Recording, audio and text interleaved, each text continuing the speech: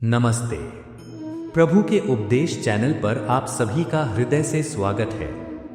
जीवन के इस रंगमंच पर हर मनुष्य सफलता का मुकुट पहनना चाहता है।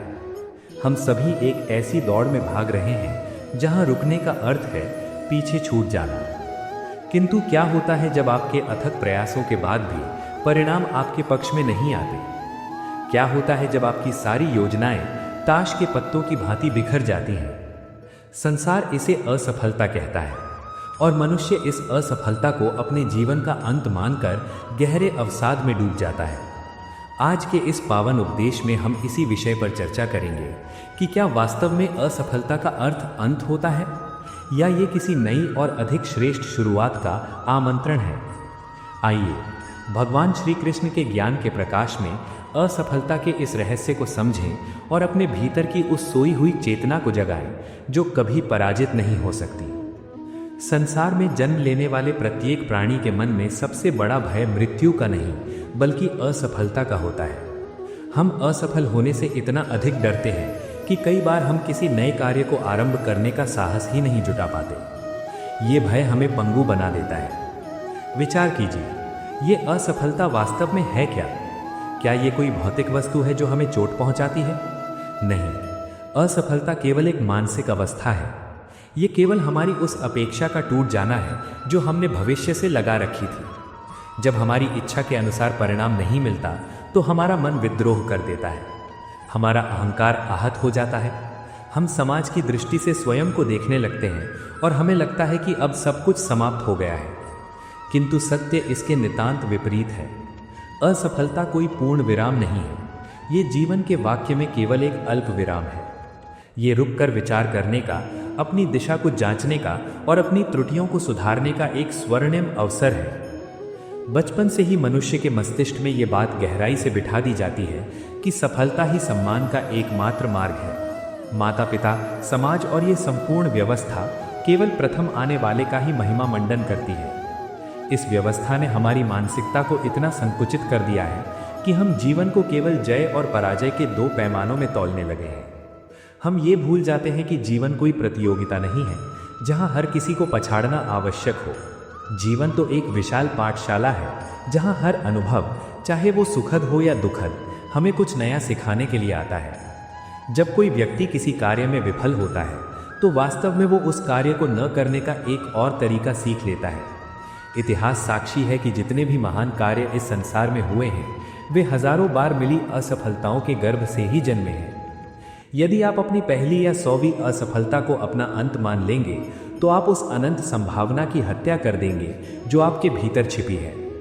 आपकी हर असफलता आपके ज्ञान और अनुभव के भंडार में एक नई मणि जोड़ती है। जब आप सफल होते हैं तो संसार आपकी जय जयकार करता है और इस कोलाहल में आपका अहंकार पुष्ट होता है। सफलता अक्सर मनुष्य को अंधा बना देती है। वो भूल जाता है कि उसके भीतर क्या कमियां शेष हैं। किंतु जब असफलता आती है तो वो सबसे पहले मनुष्य के उस झूठे अहंकार को चकनाचूर कर देती है। असफलता एक अत्यंत कठोर किंतु अत्यंत सच्ची गुरु है। वो आपको आपकी वास्तविकता का दर्पण दिखाती है।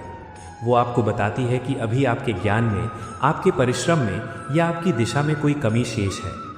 यदि आप असफलता को एक शत्रु की भांति देखेंगे तो वो आपको भीतर से तोड़ देगी, किंतु यदि आप उसे एक मार्गदर्शक की भांति स्वीकार करेंगे तो वो आपको उस मार्ग पर ले जाएगी जो वास्तव में आपके लिए निर्मित हुआ है। प्रकृति का नियम देखिए, जब एक छोटा सा बालक चलना सीखता है तो वो सैकड़ों बार गिरता है। यदि वो पहली बार गिरने पर ही ये मान ले कि वो कभी नहीं चल सकता तो क्या वो कभी दौड़ पाएगा? गिरने में कोई पीड़ा नहीं है, पीड़ा उस विचार में है कि अब मैं उठ नहीं सकता। कुरुक्षेत्र की रणभूमि में जब अर्जुन अपने ही सगे संबंधियों को देखकर मोह और निराशा से घिर गए थे तब उन्होंने भी एक प्रकार की मानसिक असफलता को ही स्वीकार कर लिया था। उन्होंने अपने शस्त्र डाल दिए थे। तब भगवान श्री कृष्ण ने उन्हें वो अमर ज्ञान दिया जो आज भी हर निराश हृदय के लिए संजीवनी है। भगवान ने कहा था कि मनुष्य का अधिकार केवल कर्म करने पर है, उसके फल पर नहीं। हम अक्सर इसलिए टूट जाते हैं क्योंकि हम कर्म करने से पहले ही उसके फल को अपनी संपत्ति मान लेते हैं। हम ये सोचकर कार्य करते हैं कि मुझे ये पद, ये धन या ये सम्मान अवश्य मिलेगा, और जब वो नहीं मिलता तो हमारा हृदय चीत्कार उठता है। असफलता का दुख वास्तव में फल के छिन जाने का दुख है। यदि आप अपने कर्म को एक यज्ञ मानकर करें, यदि आपका उद्देश्य केवल अपना सर्वश्रेष्ठ प्रदर्शन करना हो, तो परिणाम चाहे जो भी हो वो आपको विचलित नहीं कर सकता। जो व्यक्ति निष्काम भाव से कर्म करता है उसके लिए ना तो कोई सफलता है और ना ही कोई असफलता। उसके लिए हर परिस्थिति केवल ईश्वर का प्रसाद होती है। कई बार जीवन में ऐसा होता है कि हम अपनी पूरी शक्ति लगाकर एक मार्ग पर चलते हैं, किंतु बार बार हमें असफलता ही प्राप्त होती है। ऐसे समय में हम ईश्वर को कोसने लगते हैं। हमें लगता है कि हमारे साथ अन्याय हो रहा है। किंतु क्या आपने कभी ये विचार किया है कि शायद वो मार्ग आपके लिए बना ही नहीं था? शायद ईश्वर ने आपके लिए कोई और भी श्रेष्ठ योजना बना रखी हो। असफलता कई बार ईश्वर का वो तरीका होता है जिससे वो आपको उस मार्ग से हटाता है जो आपके लिए हानिकारक हो सकता था, और आपको उस मार्ग की ओर धकेलता है जो आपकी आत्मा के विकास के लिए आवश्यक है।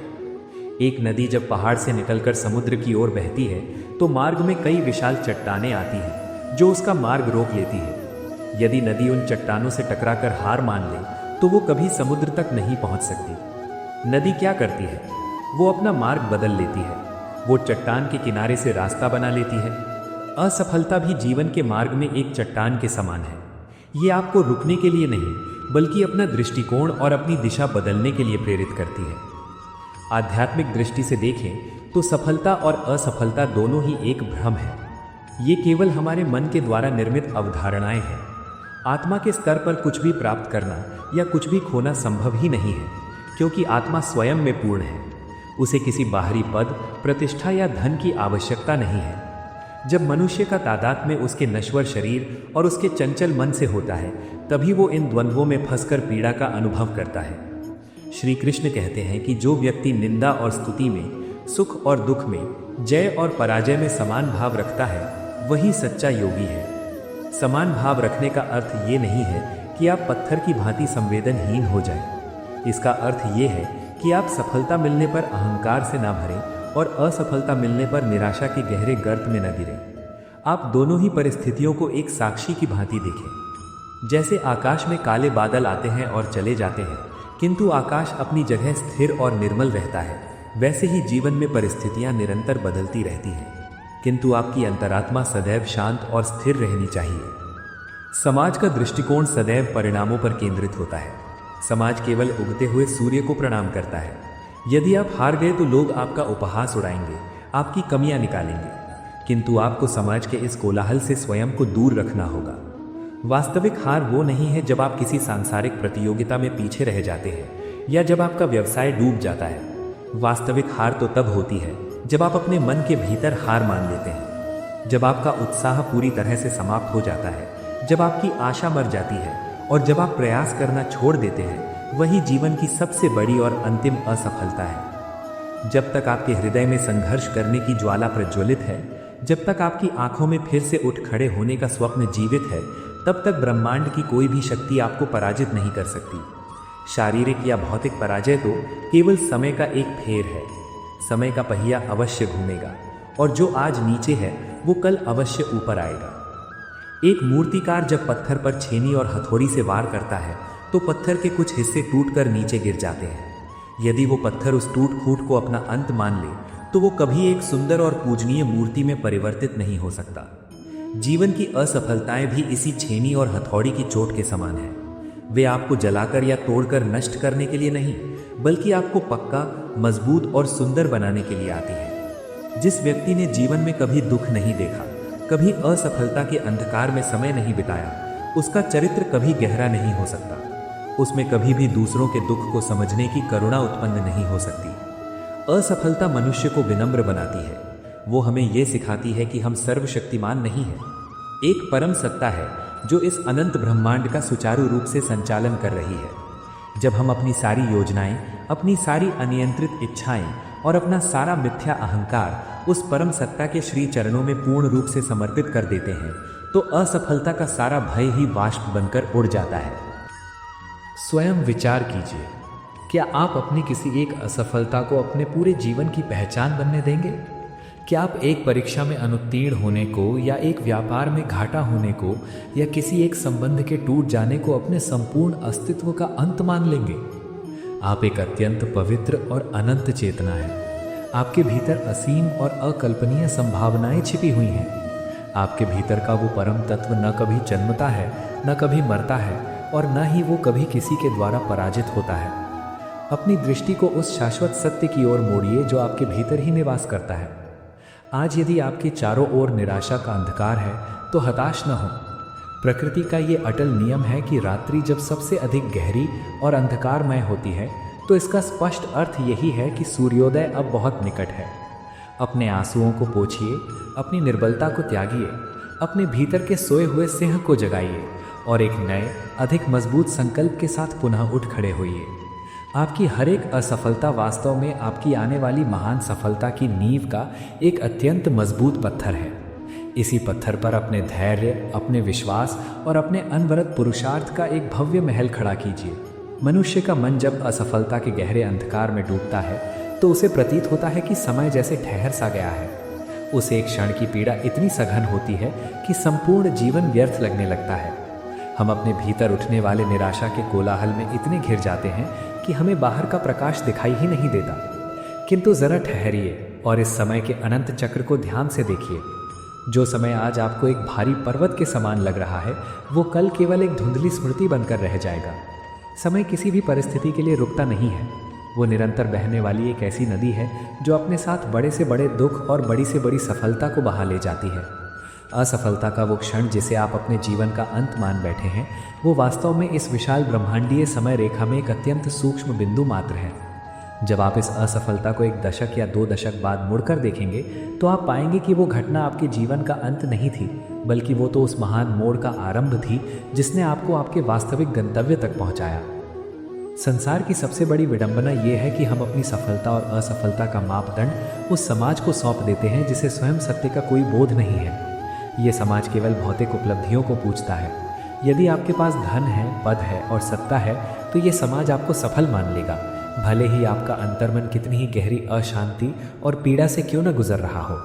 और यदि आप भौतिक दौड़ में पीछे रह गए तो यही समाज आपको असफल घोषित कर देगा, भले ही आपकी आत्मा कितनी ही पवित्र और शांत क्यों न हो। क्या आप अपना मूल्यांकन इस अज्ञानी समाज के तराजू पर करेंगे? असफलता वास्तव में तब होती है जब आप समाज के इस झूठे मापदंड को अपना सत्य मान लेते हैं।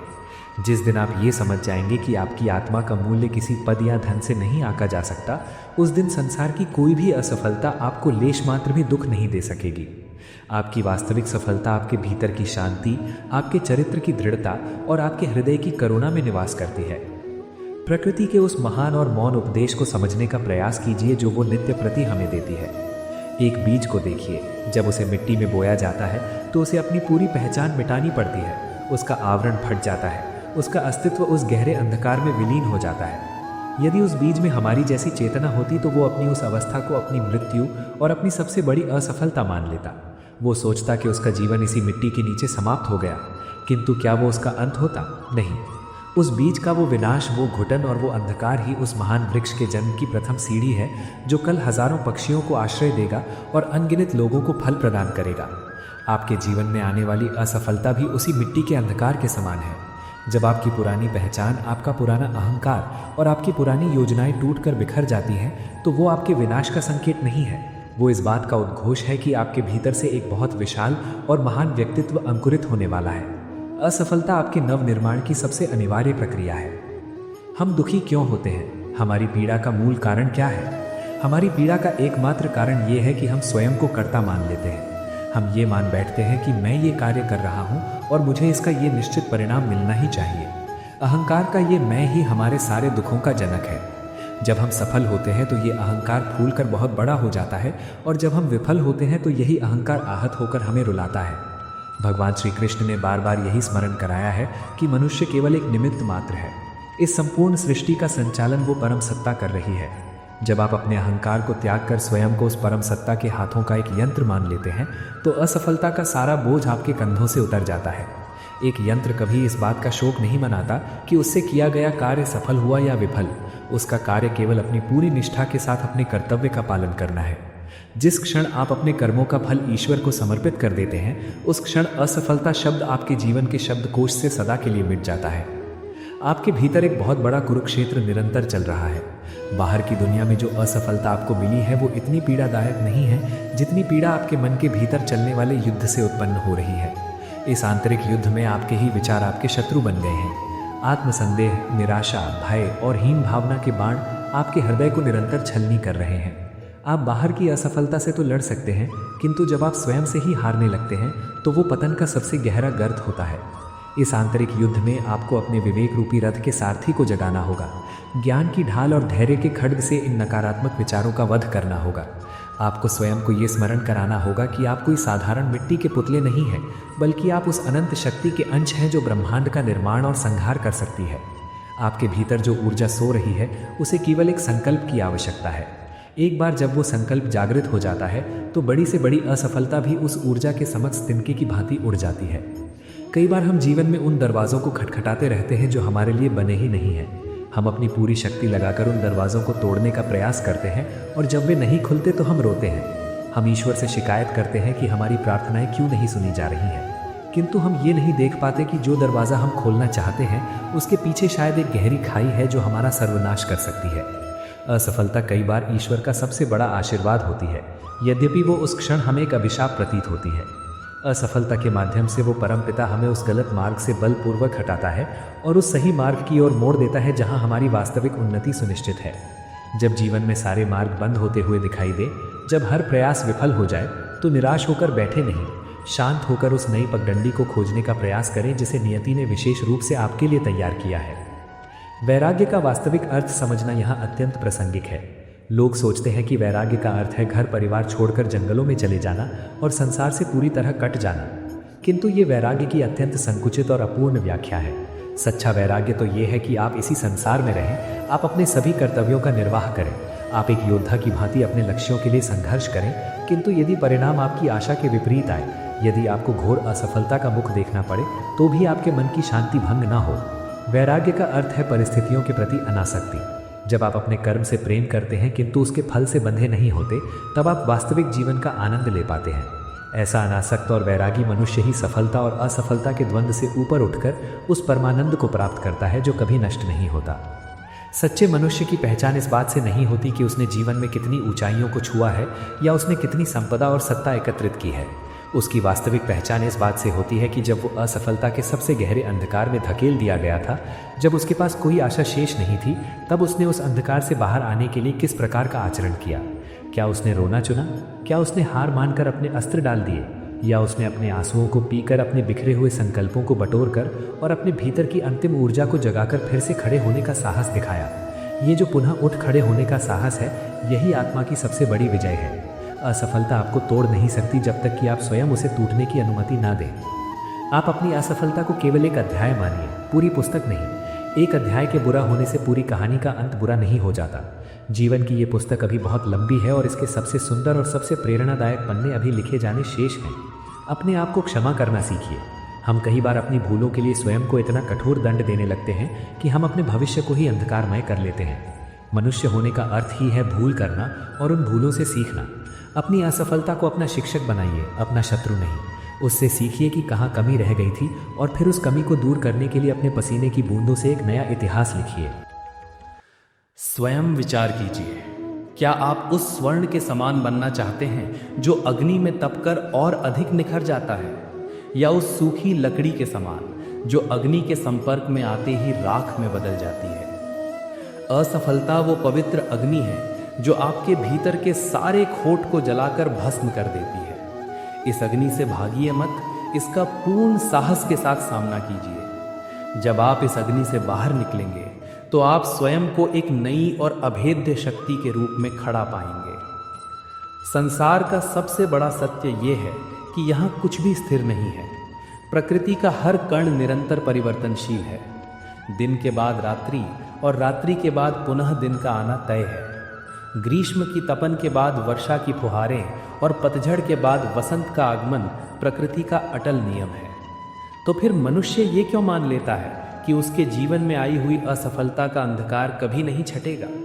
हम अपनी एक पराजय को, अपने एक दुख को शाश्वत मानकर बैठ जाते हैं। किंतु विचार कीजिए, क्या आपका सुख कभी स्थायी रहा है?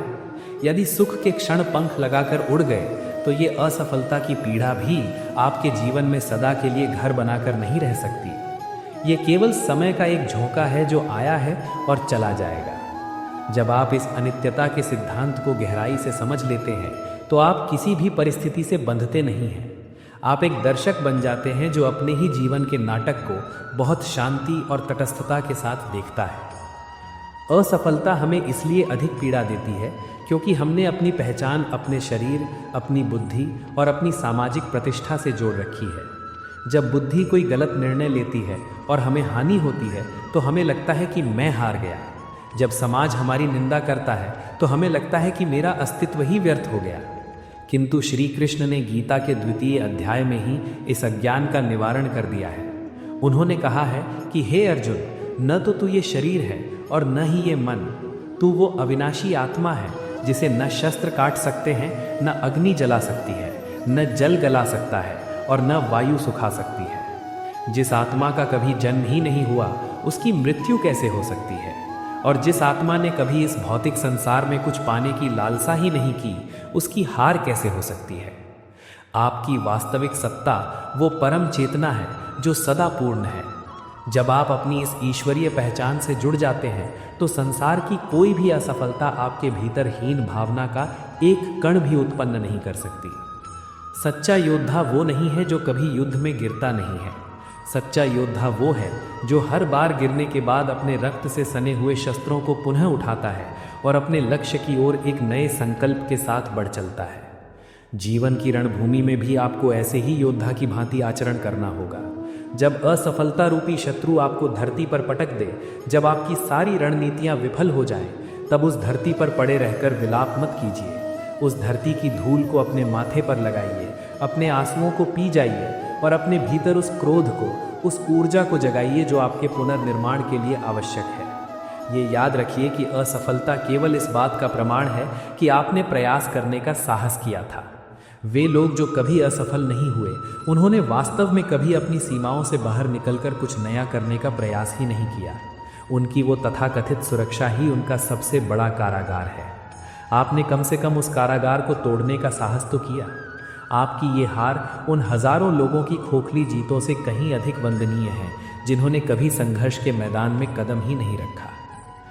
कर्म का सिद्धांत अत्यंत सूक्ष्म है। हम जो भी कर्म करते हैं उसका फल बीज रूप में उसी क्षण हमारे भीतर स्थापित हो जाता है। जब हम किसी कार्य में अपना 100% योगदान देते हैं तो वो कर्म अपने आप में पूर्ण हो जाता है। सफलता या असफलता तो केवल उस कर्म का सामाजिक या भौतिक परिणाम है। यदि आपने पूरी ईमानदारी, पूर्ण निष्ठा और अपने संपूर्ण ज्ञान के साथ प्रयास किया है तो आध्यात्मिक दृष्टि से आप उसी क्षण सफल हो गए।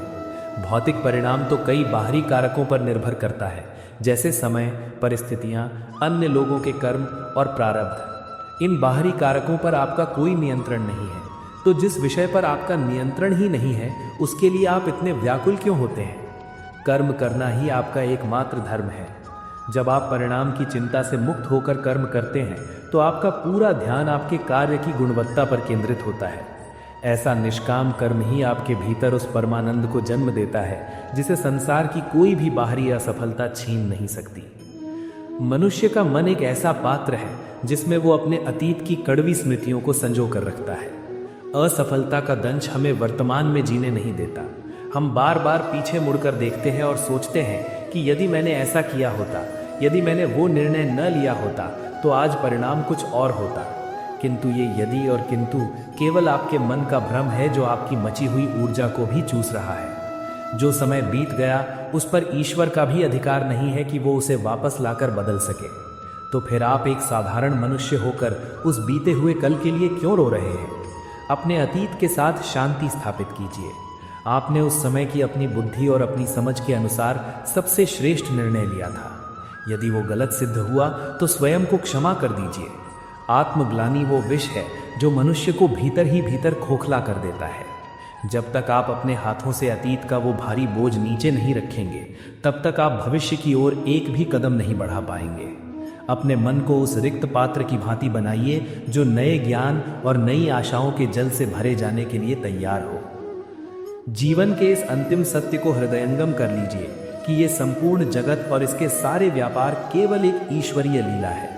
हम सब यहाँ एक निश्चित समय के लिए अपनी अपनी भूमिकाएं निभाने आए हैं। हमारी भूमिका क्या है ये वो परम निर्देशक ही जानता है। जब हमें किसी कार्य में असफलता मिलती है तो इसका सीधा अर्थ ये है कि हमारी वो भूमिका समाप्त हो गई है और अब हमें किसी नए मंच पर कोई नई और अधिक महत्वपूर्ण भूमिका निभानी है। यदि आप उस पुरानी भूमिका से चिपके रहेंगे तो आप ईश्वर की उस महान योजना में बाधा उत्पन्न करेंगे जो उसने आपके लिए रची है। जब जीवन के सारे द्वार बंद होते हुए प्रतीत हों, जब आपकी बुद्धि काम करना बंद कर दे और जब असफलता का अंधकार आपको चारों ओर से घेर ले, तब अपने दोनों हाथ जोड़कर उस परम पिता के समक्ष पूर्ण रूप से समर्पण कर दीजिए। कहिए कि हे प्रभु, मैंने अपने सामर्थ्य के अनुसार सब कुछ किया, अब आगे का मार्ग आप ही प्रशस्त करें। जब मनुष्य का अहंकार शून्य हो जाता है और उसका समर्पण पूर्ण हो जाता है, तब ईश्वर स्वयं उसके जीवन की बागडोर अपने हाथों में ले लेते हैं। और जिस रथ का सारथी स्वयं वो त्रिलोकीनाथ हो, उस रथ का किसी भी युद्ध में पराजित होना असंभव है। प्रभु के उपदेश की ये ज्ञान यात्रा जो असफलता के अंधकार से आरंभ होकर आत्म साक्षात्कार के प्रकाश तक पहुंची है, आज यहाँ विश्राम लेती है। हमने इस श्रृंखला में समझा कि असफलता कोई शत्रु नहीं, बल्कि हमारे जीवन को नई दिशा देने वाली एक परम मित्र है। ये वो पवित्र अग्नि है जो हमारे भीतर के मिथ्या अहंकार को भस्म कर देती है और हमारी आत्मा को कुंदन बना देती है।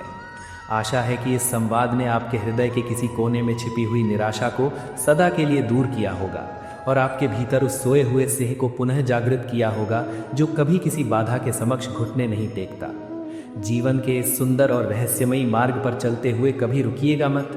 यदि गिरें तो उठिएगा, यदि टूटे तो जुड़िएगा, किंतु कभी हार मत मानिएगा, क्योंकि आपके भीतर स्वयं वो परमेश्वर निवास करता है जो अजेय है, अनंत है और अखंड है। जो हार गया वो शरीर है, जो टूट गया वो मन है, किंतु जो इन सब को देख रहा है वो आपकी आत्मा है जो कभी पराजित नहीं हो सकती। अपने जीवन को एक उत्सव बनाइए, अपने आंसुओं को अपनी सबसे बड़ी शक्ति बनाइए और अपने कर्मों को अपनी सच्ची पूजा बनाइए। हम फिर मिलेंगे जीवन के किसी नए सत्य और एक नए आध्यात्मिक संवाद के साथ। तब तक के लिए अपने भीतर के उस दिव्य प्रकाश को जगाए रखें जो जीवन के सबसे घने अंधकार को भी चीरने का असीम सामर्थ्य रखता है। स्वयं पर विश्वास रखें, निडर रहें और धर्म के मार्ग पर निरंतर आगे बढ़ते रहें। प्रभु के उपदेश सदैव आपके साथ हैं। जय श्री कृष्ण।